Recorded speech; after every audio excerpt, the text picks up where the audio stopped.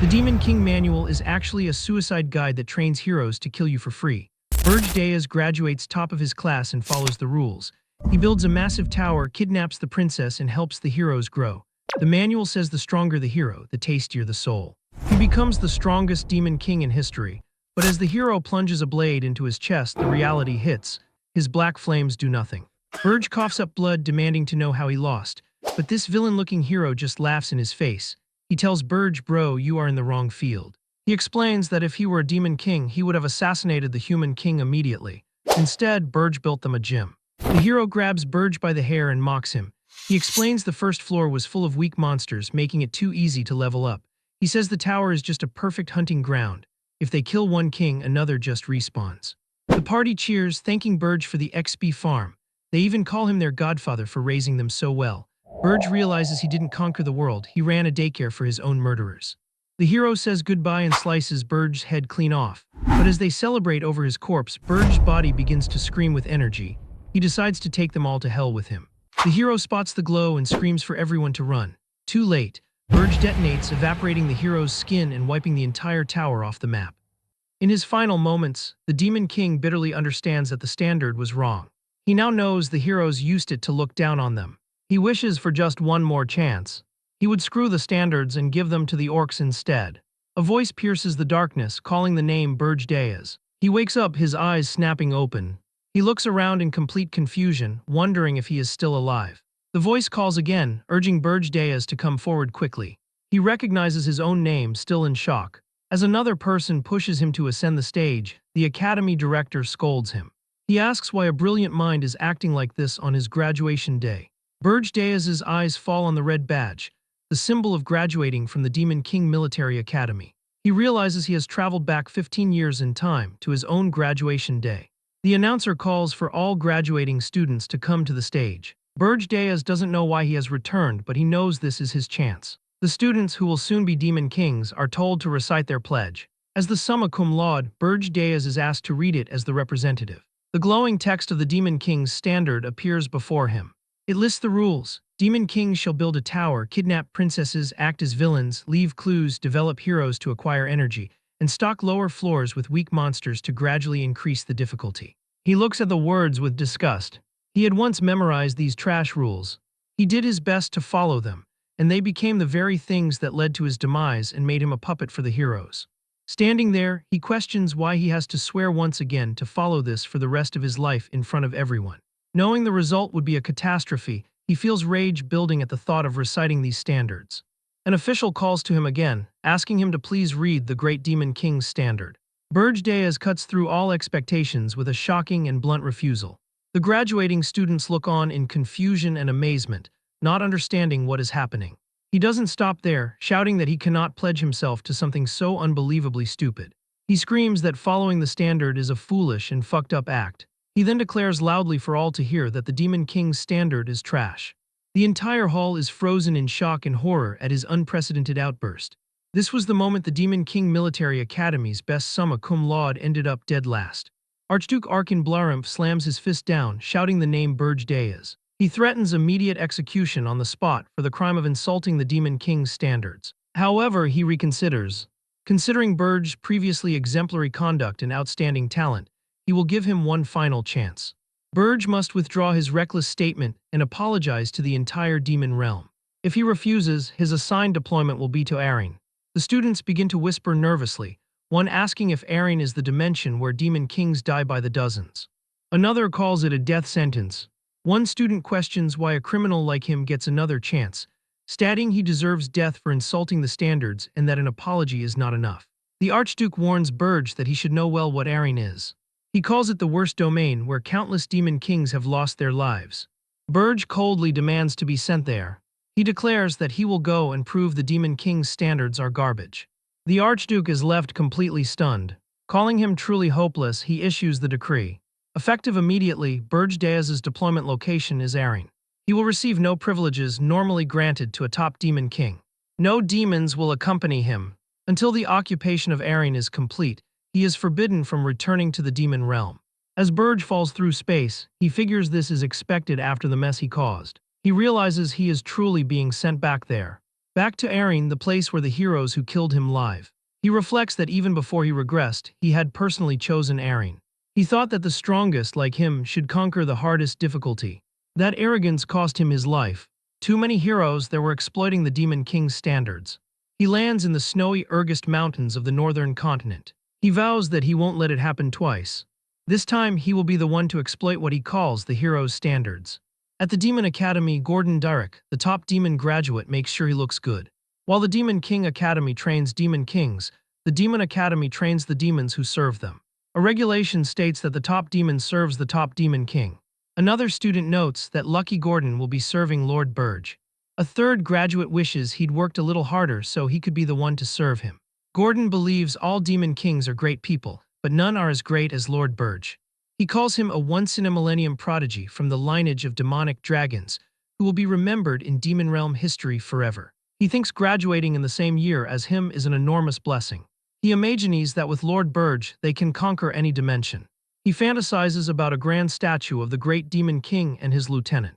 He vows that he too will be engraved on the glorious pages of history.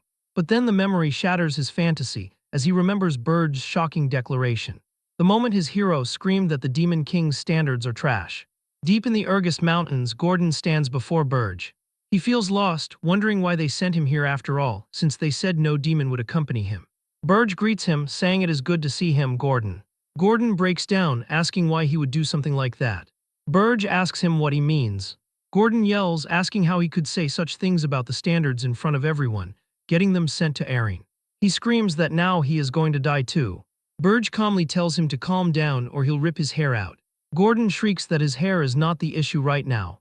Burge internally notes how different Gordon is now. Before his regression, he was confident and composed. He recalls how his friend believed they could do it, that he wouldn't even feel motivated if it wasn't Erin. Burge understands Gordon's panic is justified since the situation is vastly different now. He decides against telling him about his regression, fearing Gordon might think he's insane. Panting, Gordon apologizes for his shameful display and says he will fulfill his duty now that it's come to this. He brings up the Demon King's standards. Rule 1. The Demon King must build a tower. However, he explains it cannot be hidden or placed in an excessively harsh environment. Only then would heroes be able to find it. He points out that this place is dangerous, surrounded by massive mountains and patrolled by powerful monsters, making it difficult for humans to find or approach. He insists they can't build a tower here and should move. Burge simply says no, he's building the tower right here. He holds out a tower seed, explaining that he must plant it in the ground and feed it Demon King blood for the tower to grow. Gordon is horrified, exclaiming that he is going directly against the standards. He asks if Burge is also throwing away the pride of a Demon King. Burge replies that he never swore an oath to follow them. He understands the disgust Gordon feels. He knows it is hard for a demon to deny a faith carved deep into their bones. One can't reject it unless they die or experience something as drastic as death. He knows this because that was him as well. Burge cuts his hand and tells Gordon to listen well. He states that the Demon King's standards are garbage, especially here in Erin. His blood drips onto the seed, causing it to glow with immense power. He explains that it is because Erin is swarming with way too many heroes. The tower begins the identification process, confirming its user is Burge Deas of the Black Flame Demonic Dragon Tribe. The identification completes and the summoning begins. Burge explains that Demon Kings kept dying here because humans, after countless tower destructions, realized the tower has a certain mechanism. They use the Demon King's standards against them. He declares that in this land, the standards no longer work. He says they should really be called the Hero's Standards, confusing Gordon. The tower materializes fully, and Burge tells him to go inside. They find themselves on the first floor of Burge Tower, but it is completely empty. Gordon notes that a normal tower should have a complex structure or be filled with monsters, but there is nothing here. It's a tower fit for a Demon King with no privileges. Even on the 5th floor in the Demon King's chamber, every floor is completely empty. Gordon concedes that since the tower is already built, they can't undo it. He insists they must at least follow Standards Rule 2, which states the Demon King must kidnap a prince or princess, preferably one close to the throne to yield more demonic energy. He asks to advise the Demon King. Burge allows it. Gordon shows him a map, pointing out that the kingdom of Corzin is the closest to the Urgest Mountains. He urges him to kidnap the princess with the highest succession rank to absorb the kingdom's rage and grow quickly. Gordon braces for refusal, but Burge agrees to do it. Gordon is stunned. Burge states that there is a princess he already has his eye on. He orders Gordon to guard the tower, saying the Demon King's residence must not be empty. Gordon expresses his thanks and relief, thinking Burge is the top Demon King after all. He convinces himself that Burge was just stressed from graduation and that the situation is still salvageable. He asks who Burge is planning to bring. Burge tells him he is going to the country farthest from the tower, the southernmost nation on the continent, the Kingdom of Hilderan. He appears in a dark castle, targeting the one with the least presence among them. He floats before the 13th princess, announcing that he has come to take her. Gordon is horrified, realizing that's the complete opposite of the standards. The princess looks up at him and asks who he is. Burge states that he is the Demon King who has come to kidnap her. With a faint, unsettling laugh, she asks if he is sure he can handle her, shocking him with her boldness. Burge finds her question strange, wondering if she thinks Demon Kings are a joke. He confidently confirms that of course he can, as he is a Demon King. The princess then completely surprises him by agreeing to let him take her. Suspicious of her strange calmness, Burge questions what she is plotting. The princess simply states that since she was born a princess, she always thought something like this might happen one day. He warns her to give up if she hopes to lower his guard. He explains that he is also quite desperate and won't be tricked. The princess denies plotting anything, pointing out that she couldn't have set a trap without knowing he would come. Burge acknowledges her point but can't shake an uncomfortable feeling. Extending her hand, she asks if they shall go. He lifts her into his arms and flies from the castle, returning to his tower in the Urgest Mountains. Gordon rushes to meet him, relieved that he has come back safely. Burge orders him to let the princess stay in a corner of the 4th floor, not the prison. He explains that since she came without much resistance, he is willing to offer her some leniency. Gordon understands and says he has something important to tell the Demon King.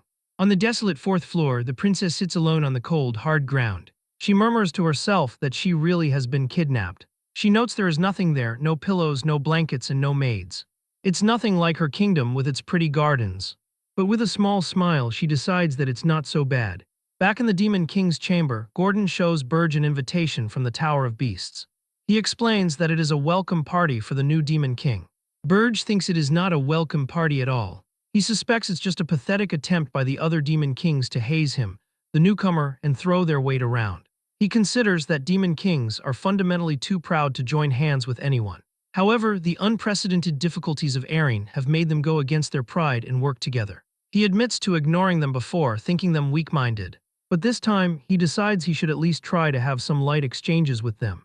Burge arrives at the Tower of Beast.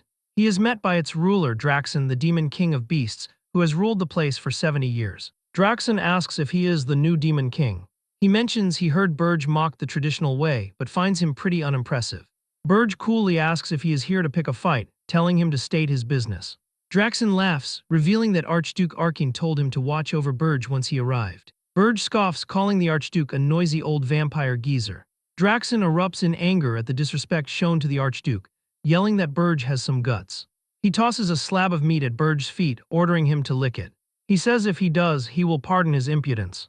Burge asks the Demon King of Beasts if he truly doesn't know why he is here. Draxon foolishly claims that he does, stating it's because Burge mocked the orthodox way of Demon Kings. Burge reminds him that according to that orthodox way, Demon Kings cannot kill each other. Then he asks if Draxon really thinks he'd follow that rule. Unleashing his power, Burge slams his fist into Draxon, sending him flying. Draxon is shocked by the terrifying aura radiating from him. Panicked, he stammers that Archduke Arkane told him to see if Burge had properly kidnapped a princess. He threatens that if he doesn't report within a month, he will lose his authority. Burge cuts him off, saying he was wondering what Draxon was about to say. He confirms that he has already kidnapped a princess. Then he adds that she suits his taste, which confuses Draxon. Back at Burge's tower, Gordon praises him for excellently showing the majesty of a Demon King. Burge says it's nothing special and that for now, he is sure Draxon can't do anything more. Still, he acknowledges that this is troublesome. He thinks if this is the stance of the other Demon Kings, things will get quite bothersome. He realizes the consequences of mocking the orthodox way are bigger than he expected. But he reaffirms that even if given another chance, he would make the same choice. He would rather die than bow his head to trash. Burge vows that he will not repeat the same mistake and will rebuild his foundation from scratch. He expects to only get a few hundred demonic energy points from a low-ranked princess, but knows it is the safest option. He checks his status and is stunned. He has 13,000 points. He has no idea why he has so many. Suddenly, a message arrives, He has received a video recording from the Tower of Beasts. On the screen, Draxon congratulates the new Demon King. He says that though their first meeting was not the best, he should at least give him this much as his senior. Draxon admits he is truly impressed, acknowledging that what Burge achieved in Eren is by no means an easy feat. He wonders if mocking the orthodox way was just a cover. Burge senses that something is wrong. At that moment, Gordon bursts in panicked. He screams that they have a problem and that the fourth floor is in chaos. Burge rushes to the fourth floor. He is shocked by what he sees. The once empty cold space has transformed into a vibrant, beautiful garden, teeming with life. A notification shows that the floor is undergoing naturalization.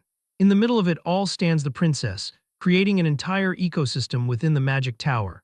Burge knows this is a feat only possible for someone who has mastered the four elements. He thinks that there is only one spiritist on the continent who is capable of this. He confronts her, stating he clearly went to the 13th princess's castle. He realizes she is not the 13th princess. She smiles, replying that as expected he mistook her for Alina. Burge is stunned, demanding to know who she is. She states that's right, her name is Ernan Hildurin. She proudly declares that she is the first princess of the Hildurin kingdom. In the Hildurin kingdom, the news breaks. The first princess has been abducted by a demon king. The king roars in fury, demanding to know who dared to kidnap his dearest princess Ernan. He orders the immediate gathering of the strongest heroes and the entire military of the kingdom. He vows they shall behead the foolish demon king and bring back his princess. The princess tells Burge that is why she asked if he could handle her. He admits he had heard of a genius elemental mage who was full of mana. He realizes there is no way he wouldn't have detected it and wonders how she fooled him. She shows him a ring, explaining she can hide her mana with it. It's an heirloom passed down in the royal family. After asking if that answers his question, she wants to know if he will send her back. Burge thinks about it. He knows he will be mocked if he sends the princess back. No kingdom would be scared of a coward, making it harder to collect demonic energy. He decides he has to stick this one through. A system window appears, detecting rage targeted toward the demon king Burge Diaz. His possessed demonic energy points jump to over 19,000. Burge figures they must have singled him out. He tells her that nothing changes, even if she is not the 13th princess. She is still his hostage. Back in the kingdom of Hildurin, the king roars for them to kill the foolish demon king and bring back his princess. An advisor cautiously points out that they don't yet know which demon king is responsible. He explains that they have sent patrols and asks the king to please wait. The king explodes with rage, yelling at them to hurry up and figure it out. He screams that the princess was kidnapped and they are all doing nothing. Another advisor remarks that something is off. The demon king of lust recently kidnapped another nation's prince. This brought the rage of too many upon him, and he was killed by heroes. The advisor finds it strange that another demon king would appear to kidnap their princess despite that example. The king understands. It must be a new one. Suddenly, a guard runs in, announcing they found traces of teleporting magic. The trail is headed north. The destination is assumed to be the Urgest Mountains. The king repeats the name in shock. At Burge Tower, Gordon reports that the army from Hildurin will arrive soon. He asks the demon king if he thinks they'll be too much to handle. He states with confidence that it's fine. The kingdom of Hildurin will not be able to come here. He explains that the Urgest Mountains are at the very northern edge of the continent. The kingdom of Hildurin is at the very south. It's not possible that all the nations in between will just let their army through. There is no way those nations will open a path for them. They will be forced to employ a hero guild instead. In his throne room, the king decides they have no choice. He orders them to contact the hero guild. At the hero guild, the request is discussed. The princess of Hildurin was kidnapped, and the destination is the Urgest Mountains. The heroes react with immediate refusal. One exclaims that the place is full of hellish monsters. Another asks what crazy new demon king would do that. A hero declares that he didn't join this business just to die. The king of Hildurin is going to suffer. Burge knew the hero guild wouldn't budge. He knows those guys only care about money and won't go somewhere so dangerous. He confirms that's also why he built his base here. Gordon is amazed, realizing Burge considered that too. He notes that his master doesn't stick to the rules, but he seems very knowledgeable about Eren, as if he's been here before.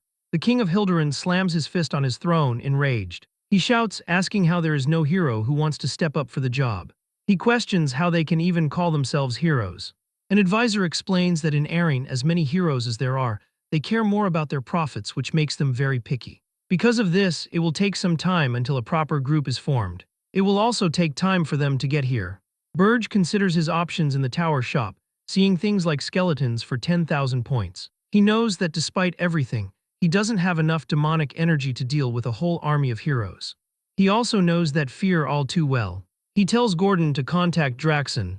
He's going to sell demonic energy in exchange for human money. Gordon is completely flabbergasted, stammering the words demonic energy. He exclaims that this currency of dreams lets them transcend their species' limits, unlock tower features, and bring in monsters. He can't believe Burge wants to exchange it for human money. Burge explains that he is sure Draxon will pay a huge sum for it. He admits he won't be able to stop the heroes with the demonic energy he has. But with human money, there is something he can do.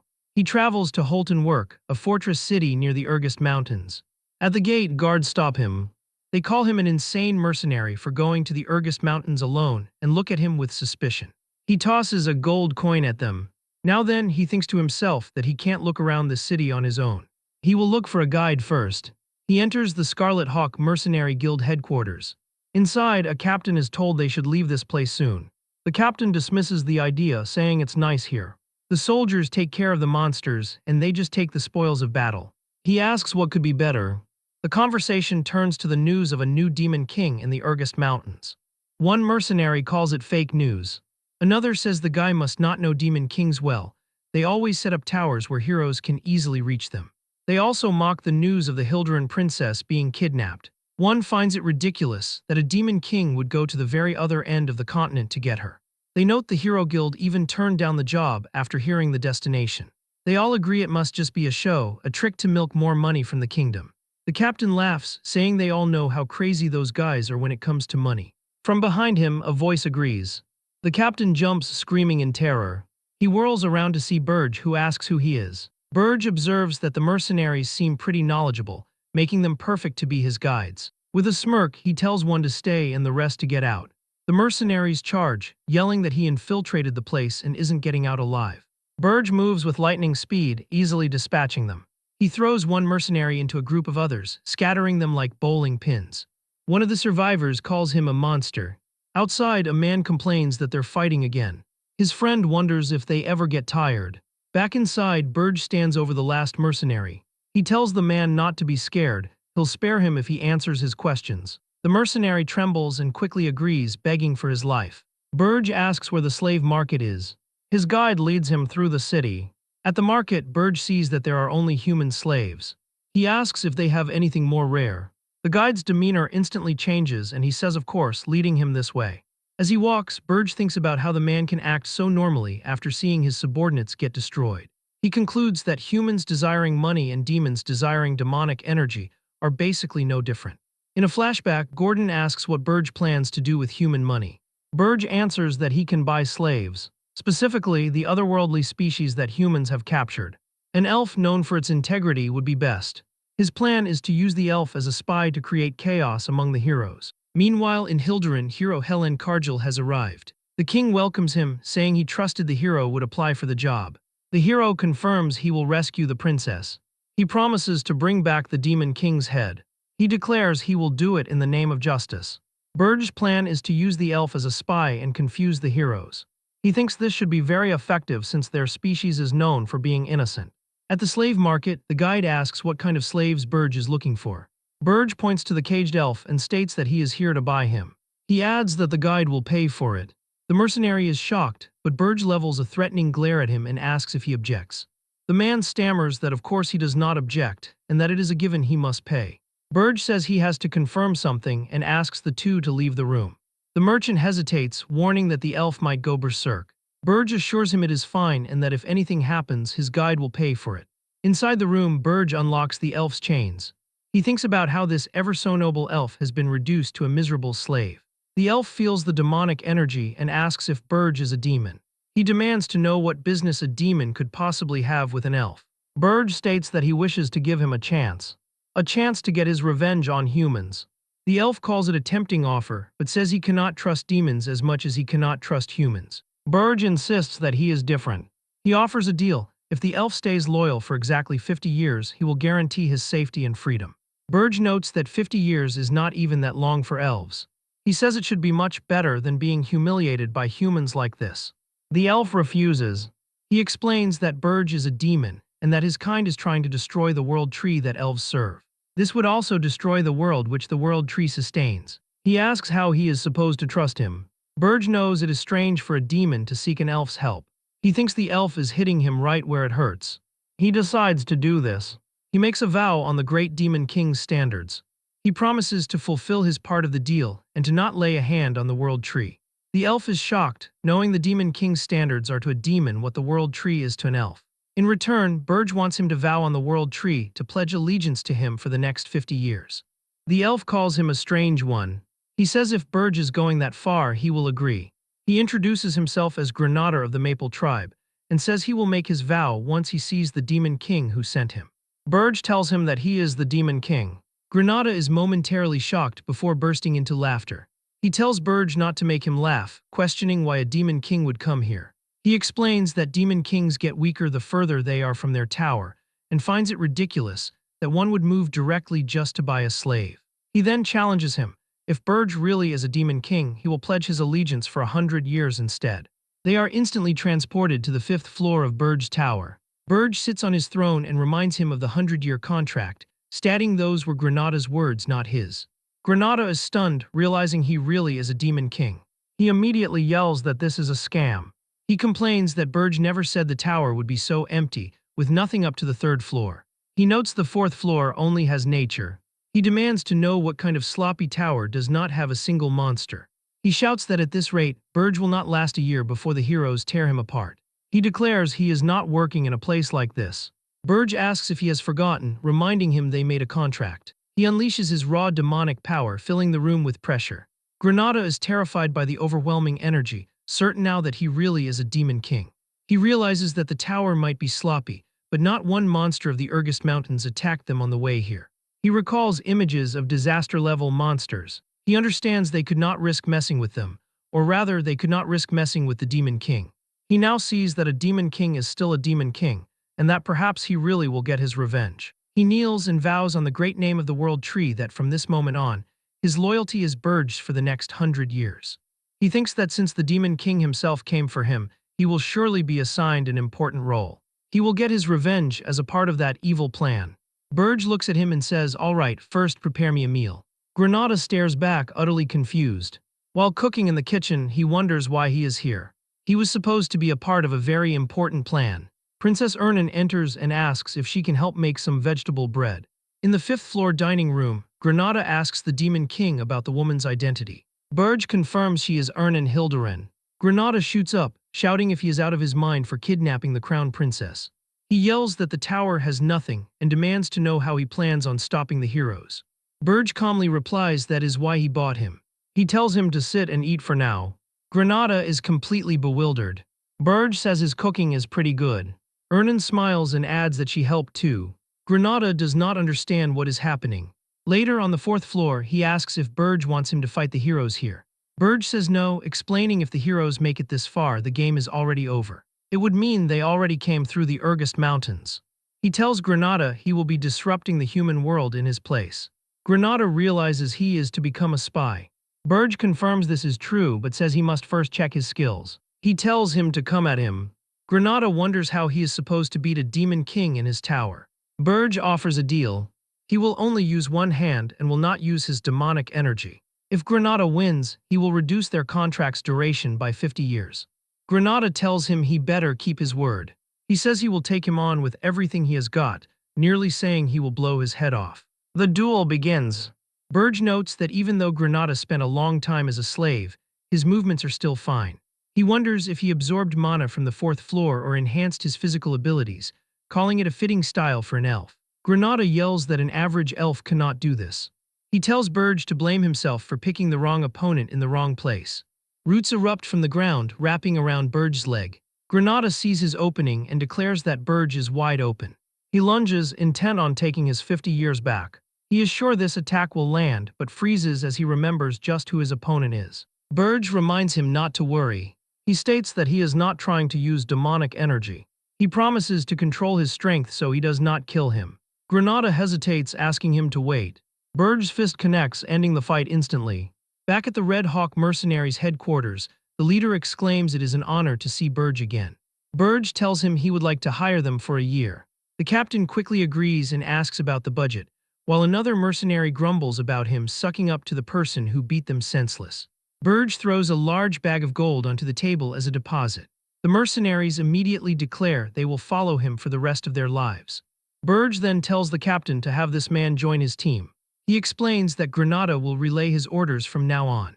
The men hesitate to accept a stranger. A bruised Granada steps forward and introduces himself. The mercenaries see his battered face and immediately feel a sense of kinship, embracing him. Burge thinks to himself that although they look mediocre, they are seasoned mercenaries who operate in Urgest. He knows he cannot find others like them anywhere else, and they are easy to handle.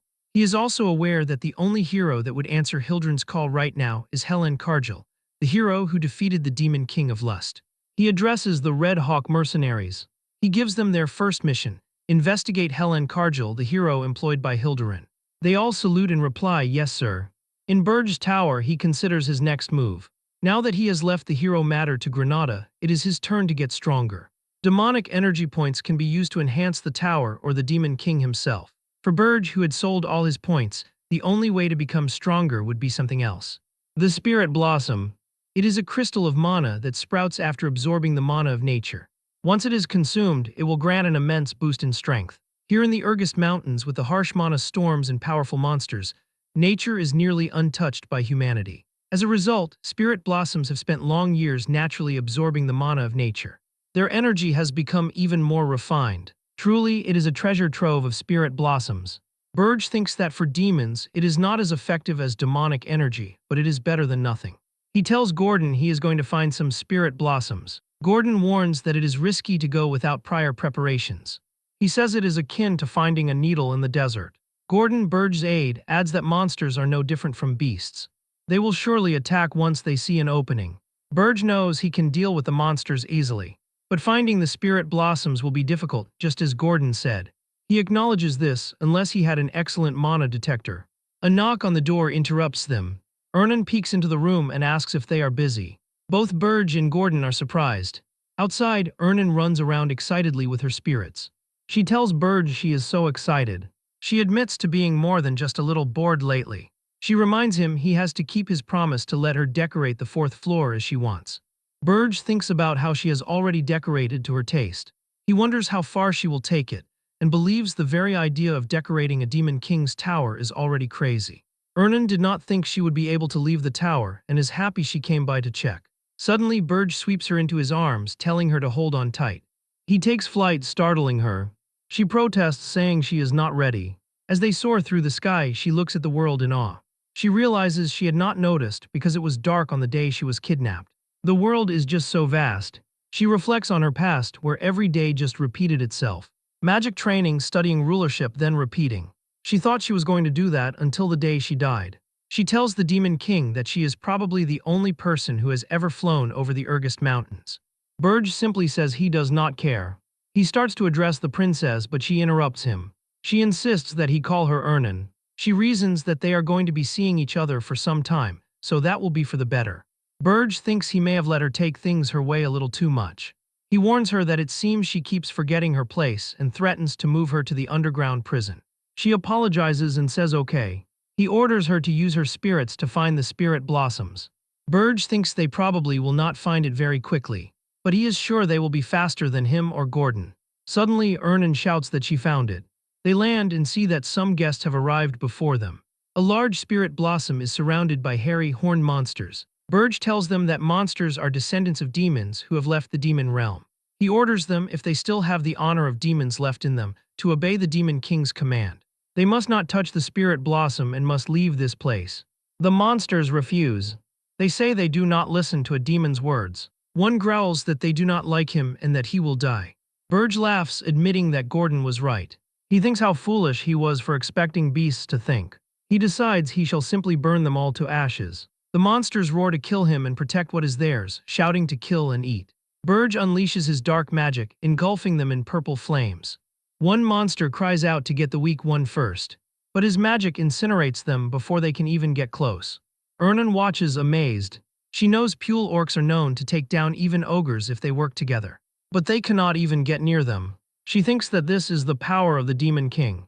After the battle, Ernan holds the hyacinth. a water and ice attribute spirit blossom. She marvels at how pure and mono it is.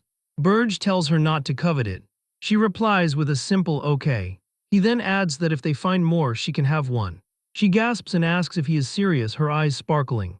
Burge thinks to himself that humans can only cheer up when they are given carrots. He tells her he will try his best. Sadly, they never found a second patch of blossoms, even though Ernan tried until she was exhausted. Back at Burge's tower, he considers the crown princess of Hilderin. At first, he thought taking her was a mistake, but now he thinks she might be more useful than he had initially thought. Gordon enters, reporting that he just received a contact from Granada. He says it was quick. The hero, Hillen Cargill, along with 32 other heroes, have departed from the capital of Hilderin. However, they are not heading toward Urgist. They are going to take the classic path of a hero, which is to form a party and grow by completing villagers' quests. They will then get stronger through their journey. Gordon says he has prepared a few plans for the hero's journey and asks the Demon King to read them slowly. Burge dismisses them all, shocking his aide. He declares that this time, they will not be sending any monsters or interruptions to the hero's journey. Gordon is confused. Burge explains that half-baked interruptions only make the heroes stronger. He tells him to relay a message to Granada. He is to join the hero's journey with the mercenaries, help them, and build their trust.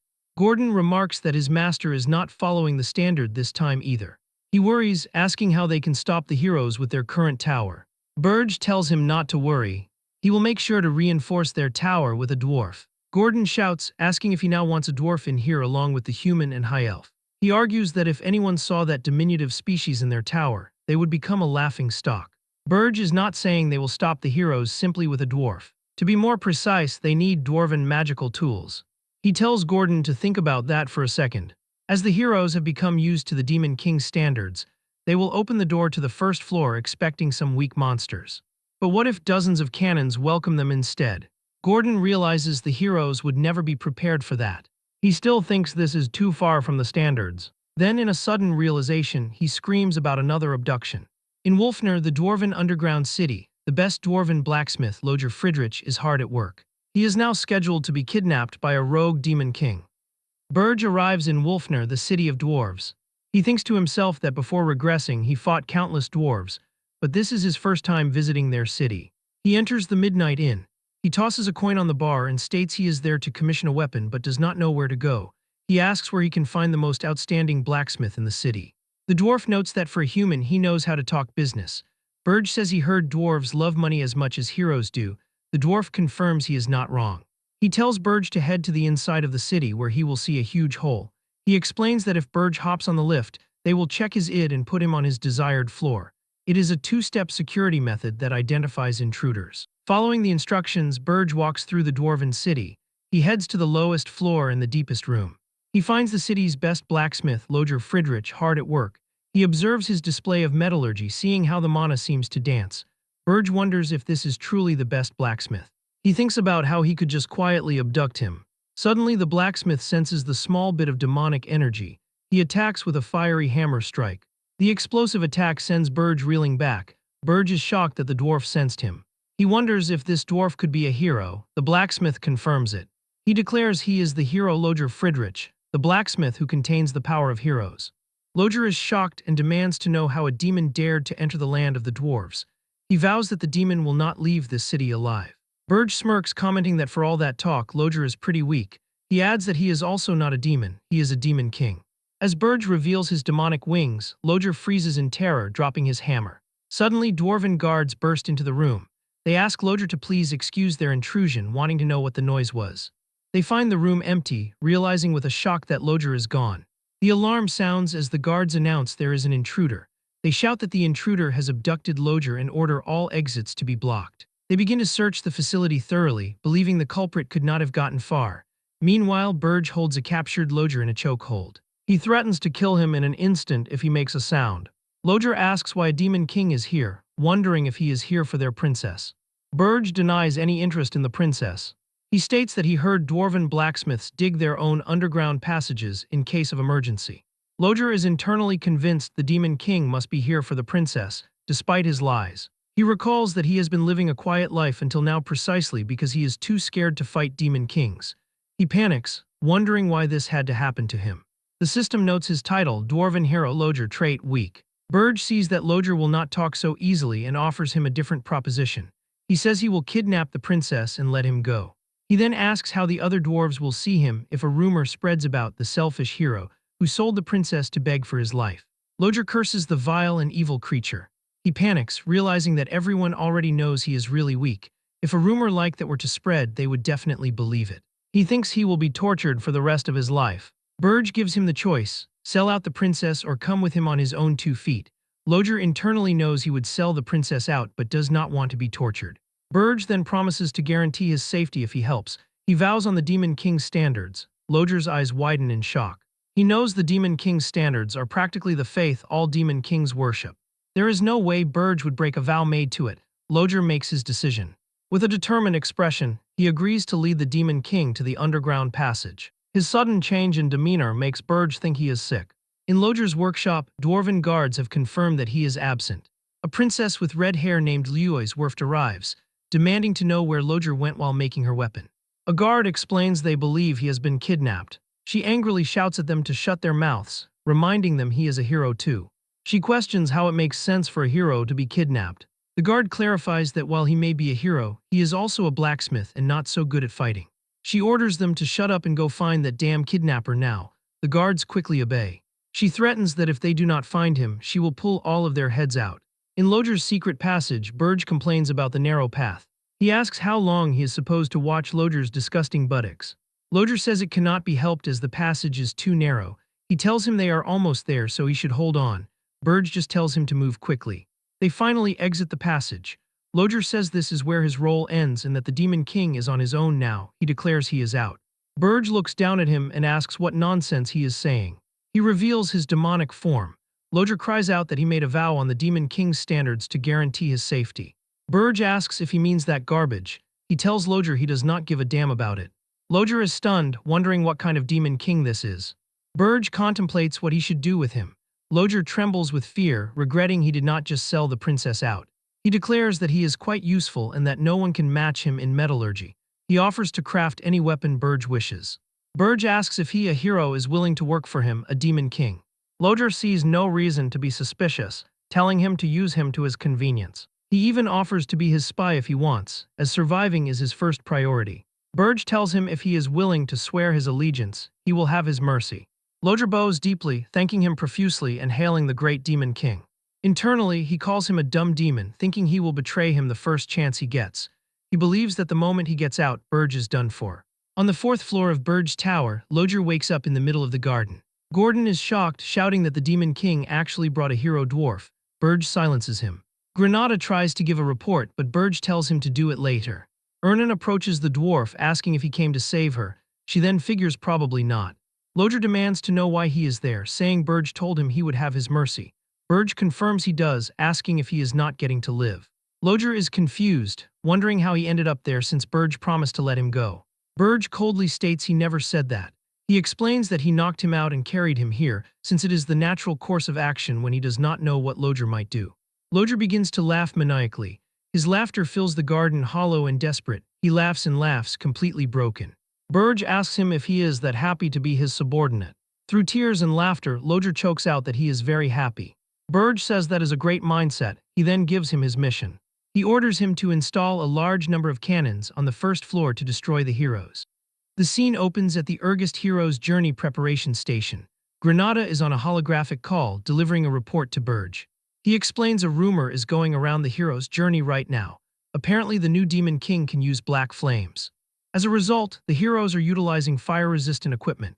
He continues, saying another rumor is circulating that the new Demon King is not sending out demonic beasts because he is scared. Burge watches the report, noting that the heroes have not lost their killing intent yet. He says that whether they seek honor from battle or wealth, they will not be able to obtain anything from the hero's journey. In the end, they will lose interest and the heroes will not be able to grow. It is a battle against time. Burge orders Granada to keep monitoring them and to report that there are no problems. Granada replies that he understands and cuts the transmission. After the call ends, he reflects on the situation. He thinks about how the Demon King is weakening the heroes by not sending out demonic monsters. He muses that this Demon King is very knowledgeable when it comes to human nature. He wonders if there has ever been a Demon King like him.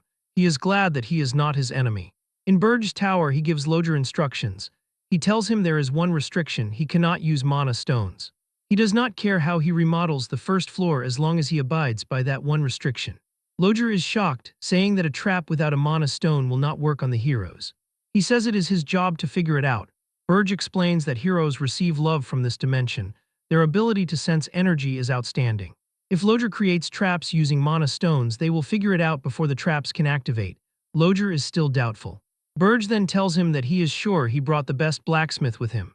If he has made a mistake, then he has no choice but to bring someone else there. Panicked, Loger quickly says that on second thought there is a way.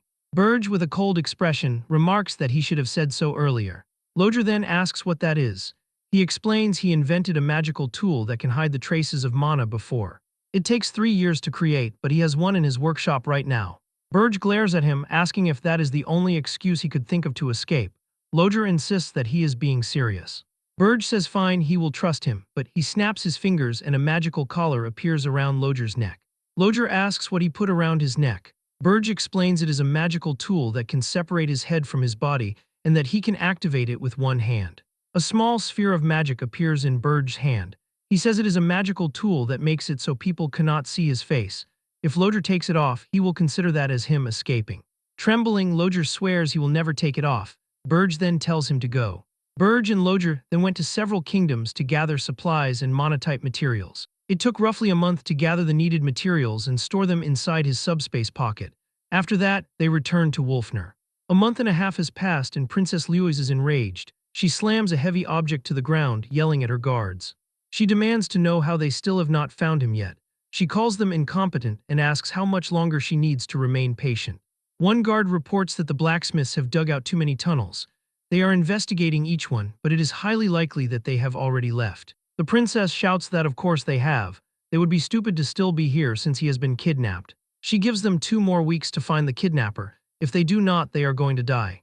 The guard promises he will find them. She orders him to fill all the tunnels the blacksmiths created.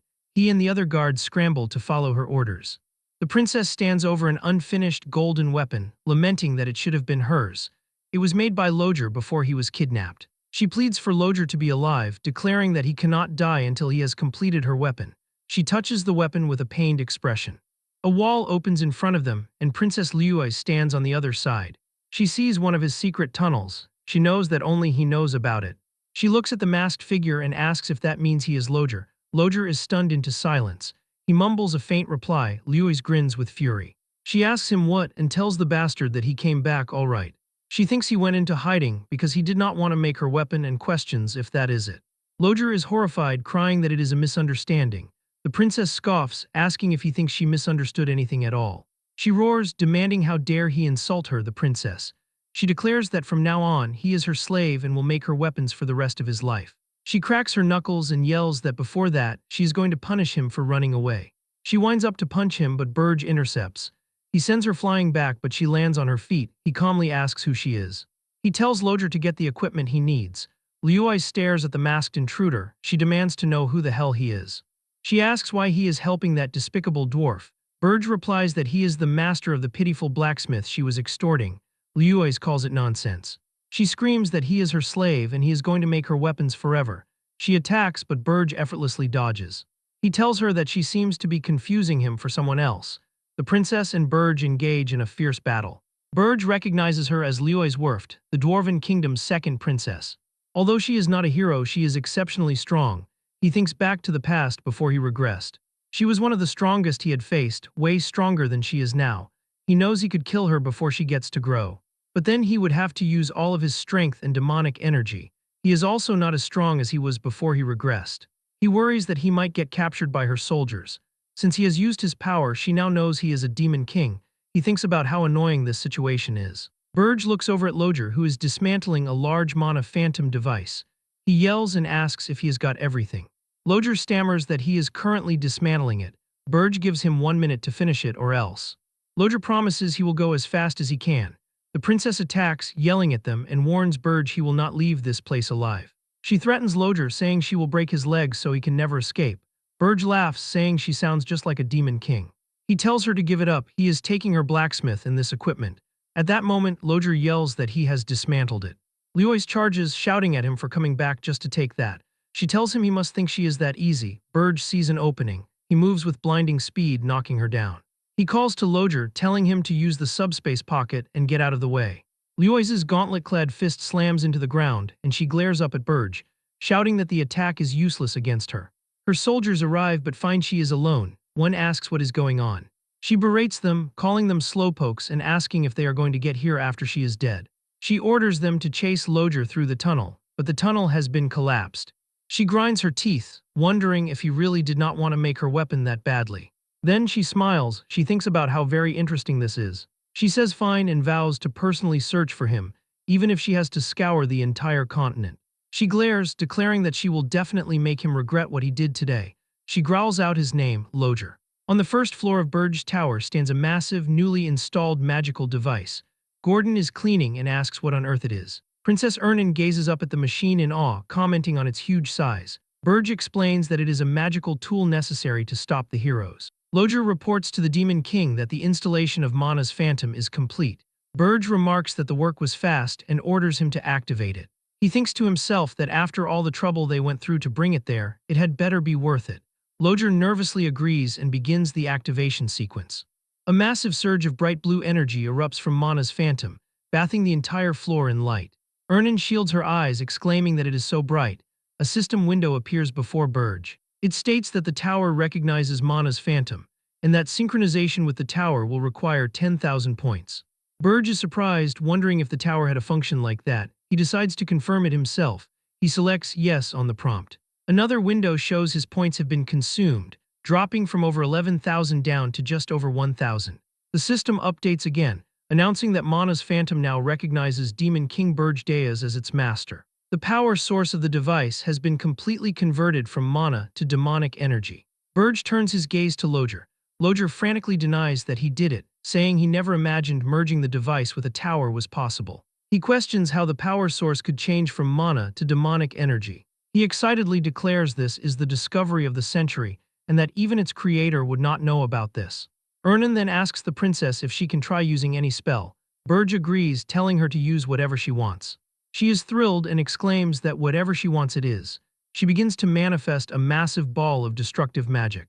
Loger panics, shouting that he just cleaned the tower and pleading for her to stop. Burge halts her spell before she can unleash it. He thinks that normally, using a spell of that caliber inside the tower should be detectable even to the outside. He walks to the massive front doors. He realizes he cannot see anything inside. In fact, he cannot feel a single presence. He questions if this is the power of a tower synchronized with Mana's Phantom. He wonders what would happen if he manipulates the tower in this state. He extends his hand, cloaking it in demonic energy. From an outside view in the snowy mountains, the entire tower completely vanishes. Then with another pulse of power it reappears. Burge realizes he can hide the tower as he wishes. A notification shows his demonic energy points have dropped significantly. He notes that it consumes a lot of points. He smirks, thinking that using it right now is difficult, but it will be useful going forward. Loger, however, is on the verge of a breakdown. He begs the Demon King for just a tiny bit of time to examine the device. He catches himself before saying he wants to tear it and the tower apart. He pleads to examine this historic discovery, insisting he has never heard of or seen anything like it. Burge looks at him, thinking that he sounds like a demon itching for a fight. He tells Loger that if his trap wipes out the heroes on the first floor, he will let him do whatever he wants. Loger is ecstatic and vows that he will definitely sweep those crafty heroes away. Burge then tells the princess he has a proposal for her as well. He wants her to face the heroes who come up to the fourth floor. She is surprised by this, questioning why since she is a princess. Burge reminds her that she is also a genius spiritist who does not want to return to her own royal palace. He inwardly considers that assigning her a role like this might be unreasonable. He knows she is an innocent princess who does not know how the world works, so betraying her own kind might be too much. Ernan wonders aloud what she would even fight with, considering fire or water. She then decides against it. Burge clarifies that she only needs to fluster the heroes and reveal to them that she is an enemy. He adds that if it goes well, he will grant her what she wants again. She looks for an opening, asking if she should use her looks to seduce them since she is confident in that. Burge flatly says no, ordering her to just do what he told her. She then states that she has a condition. She wants him to introduce her as the Demon King's subordinate, not as a princess. Burge finds that much is easy to do and agrees. She seems pleased with his answer. Later, Burge sits on his throne and goes over the preparations. They will reduce the number of heroes with mass mana cannons on the first floor. On the fourth floor, they will finish them off using the princess as bait. He knows it is still far from enough. He thinks that as things are, he cannot even cut down half the heroes, who number over 200. He realizes that in the end, he just has to become stronger himself. He looks at the hyacinth, the elemental spirit blossom in his hand. A status window reveals it is now contaminated by demonic energy, making it especially effective against demons. He knows he will have to gather more. He tells the princess that they are heading out and she cheers. Outside, they search the snowy landscape but find nothing. Ernan says there is none here either. Burge thinks it is strange. He tells her this is already their third try and maybe they just got lucky last time, while dismissing her spirits as useless. Suddenly, a massive group of Pule orcs emerges from the snow. Burge recognizes them and sighs, saying he has gotten sick of them. The chieftain of the Blue Frost tribe, Krudu, bows deeply. He greets the Demon King. The rest of the tribe falls to their knees behind him. Kradu asks that he please accept their tribe as his kin. He explains that their ancestors are demons who betrayed the demon realm, and since they bear that original sin, they ask for the honor of serving him. Burge tells him to save the sweet talk. He says that in the end, they just want to become stronger by becoming a demon king's kin. He notes they are better suited for demonic energy than spirit blossoms. Kradu sees that the demon king has seen through everything and there is no point in hesitating. He orders his tribe to bring it. They present Burge with a collection of spirit blossoms. Burge realizes that is why he could not find these. He looks at Krudu, nodding his fluent speech, his preparation, and that he even knows how to negotiate. He finds him to be unusually intelligent for Pule orcs. Kradu explains that to survive in this harsh land, his tribe valued wisdom more than strength. Burge asks if they came looking for him to become stronger because they lack strength. Kradu confirms wisdom over strength. Burge smiles, saying that he likes him. He says very well, but he will only take in Krudu. A demonic symbol burns onto Krudu's body. Burge orders him to roam the snowfields and grow his tribe for his sake. He tells him to wait for his orders, and he will reward him with something greater than strength. He promises his tribe shall be eternal. A system window confirms that Krudu, race Pule Orc, is now the Demon King's kin. Kradu thanks him profusely and vows his loyalty. His tribe joins him, vowing to devote their loyalty to the Demon King. Outside Burge Tower, a full-force Pule Orc legion now stands guard in the Urgist Mountains. Back inside, Burge reviews his preparations. The first floor has Loger and 60 mana cannons. The fourth floor has Ern and Hilderin. Now all the pieces are in place. He looks ahead with determination. He says, "Come, heroes," and vows that he will repay them for humiliating him in his previous life. At the base of the Urgist Mountains, the hero party arrives. Hillen Cargill tells Granada that they have finally arrived. Granada agrees. Hillen looks up at the towering peaks, confirming that the Urgist Mountains are in sight. A banquet is held at the Holton Walk Heroes Journey Preparation Station. The Fortress Master speaks to the hero, Hillen. The Fortress Master says Hillen flatters him. Hillen thanks the Fortress Master for the wonderful banquet. The Fortress Master is glad and says he can remain with him on a page of history. Hillen thanks him for saying that.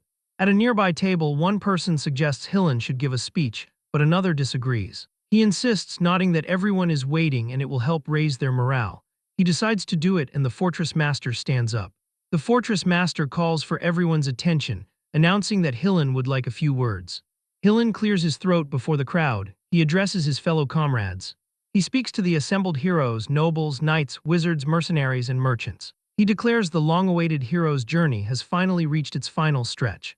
He suggests the Demon King might be spooked by the march of the heroes who answered the call of justice. He says this could be why the Demon King has not sent a single monster over. The hall fills with laughter at the idea. Hillen warns that they will not let their guard down. He confirms that they have finally completed preparing after all this time.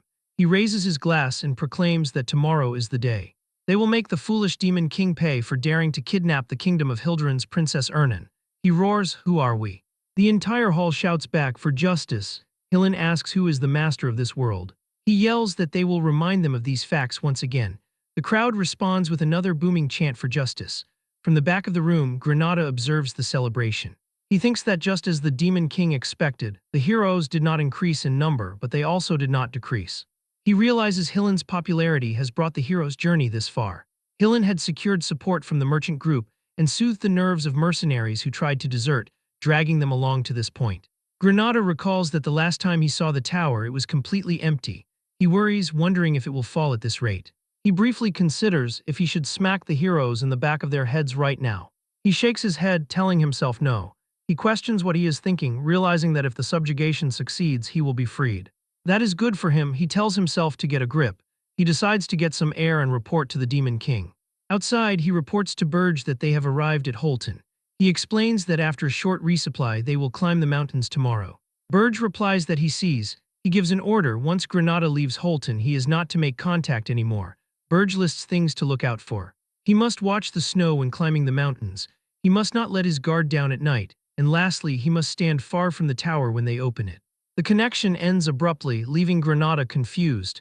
He wonders what that was about. Suddenly, Hillen appears behind him, asking what he is doing there by himself. Startled, Granada quickly says it is nothing and that he is just getting some fresh air. Hillen offers him a drink of fruit wine, an elven favorite. Granada thanks him and accepts the glass. Hillen observes him, nodding. He looks like he has something on his mind. He asks if Granada is nervous too and then asks if they can actually subdue the Demon King. Granada confirms he is. Hillen looks at his reflection in his glass, admitting that, to be honest, he does not really know either. Granada is shocked. Hillen continues, saying that even though people trust and follow him, subjugating a Demon King's tower is always hellish. It has not once ever gone smoothly. Granada argues that Hillen killed the Demon King of Lust and absorbed his power. Compared to him, a new Demon King should be a piece of cake. He then realizes nobody knows how Hillen accomplished this. He asks Hillen to tell him the heroic tale. Hillen simply says it was only possible because he had brave comrades, like Granada, who are always at the front taking care of the monsters. He tells Granada he will lead the way and asks him to protect his flank. He is sure they will win if they combine their strength. Granada smiles and agrees that he will do just that. Hillen puts an arm around Granada's shoulders and tells him to go back inside. He says the fortress master wants to hear his adventure stories. As they walk away, Hillen thinks to himself that he joined forces with brave comrades. His friendly expression fades as he thinks, "Please take care of me again this time, Granada the elf." The next morning, the March of the Heroes begins, and the city's residents cheer them on. They chant for Granada, Wharton, and loudest of all, for Hillen Cargill. The heroes travel into the Urgest Mountains Gorge. One hero remarks that he was worried, but the mountains are nothing special since it is not snowing much and the weather is clear. Another agrees they will reach the tower without any trouble, and that the goddess of victory is on their side. A mercenary jokes that the disaster-class monsters must be hibernating or are scared of Hillen. Suddenly, a hero feels something strange on his arm. He looks down and sees it is covered in purple slime. He turns and screams. A massive ghoul looms behind him. The heroes panic as more ghouls appear on the cliffs, all of them enormous. Hillen is calm, observing that they have finally shown themselves. He orders all units into battle formation. He tells them not to panic and to protect their comrades around them. He notes the gorge is not long and orders the knights to cover the mages and pull back. At that moment, a knight shouts a warning. A frost giant has appeared at the front. Hillen is shocked. He yells for everyone to fall back. He tells Wharton that he will deal with the frost giant while the rest get out of the gorge. Wharton is aghast, asking if he will deal with it alone. Hillen says it will not be a problem. He leaps to confront the giant, thinking that it cannot possibly be stronger than the Demon King of Lust. He dodges the giant's strikes and shatters its icy fists. He spots an opening and unleashes a furious assault on the monster. Then he yells, "Now everybody run!" The heroes scramble past the fight, shouting for cover. One yells that the path is blocked and that they need to hurry. They manage to escape the gorge, and the survivors collapse in the snow, panting heavily. One complains that dozens of ghouls and a giant taller than the cliffs make this an insane place, not meant for humans. Another agrees that even the Demon King's tower was not like this. However, a third points out their casualties are relatively low, all thanks to Hillen. They talk about the rumor that he killed the Demon King of Lust and absorbed his power. One wonders if he could be comparable to a Demon King. Another suggests that since he already killed one, he might be even stronger. They decide they have nothing to worry about if they just trust Hillen. Granada listens to their talk and thinks that seriously, if it is Hillen, he might actually defeat that Demon King. Their rest is cut short when Pule orcs appear before them. A hero says there is no time to rest. Granada feels demonic energy, identifying them as the Demon King's subordinates. The orc chieftain welcomes the foolish heroes to Urgest. Granada declares they are easy opponents and says he will take care of them. But Hillen tells him to wait, noticing a sound. In his mind, he recalls Burge's cryptic warning, "Watch the snow." He looks up the mountain, a look of horror spreading across his face as he understands. The orc chieftain sneers. He states that not a single one of them will reach the tower. The ground rumbles as an avalanche crashes down upon them. Granada screams, questioning how the hell he was supposed to watch out for this. He curses the crazy bastard Demon King. He yells for all of them to run. Back in his tower, Burge watches the monitors go static as the heroes are wiped out. He welcomes the heroes once again. He looks on with a dark smile. This time, he says, I will hunt you all down.